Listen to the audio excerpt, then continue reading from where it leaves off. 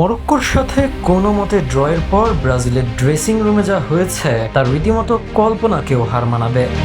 দলের ছন্নছাড়া দশা দেখে ভক্তদের আক্ষেপ, দরকার হলে এক পা দিয়ে হলেও খেলুক নেইমার।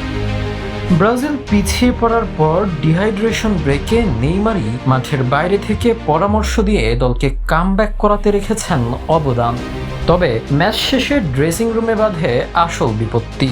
ভারতীয় সংবাদ মাধ্যম সংবাদ প্রতিদিনের বরাতে জানা যায়, মেটলাইফ স্টেডিয়ামের বাতাসে তখন শুধুই সেলেসাওদের ক্ষোভের গন্ধ।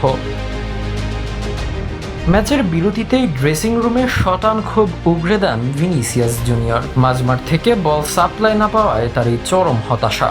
উল্টো দিকে ক্যাসিমিরোদের দাবি, মাঠে কার কি ভূমিকা সেটাই পরিষ্কার নয়। ম্যাচ শেষে কোচ কার্লোস আনচেলত্তিও ফুটবলারদের কড়া বার্তা দিলে পরিস্থিতি যেন রণক্ষেত্রে রূপ নেয়। এই চরম উত্তেজনার মাঝেই ম্যাচ শেষ হতেই মিডিয়া এড়িয়ে নিঃশব্দে একাই স্টেডিয়াম ছাড়েন নেইমার।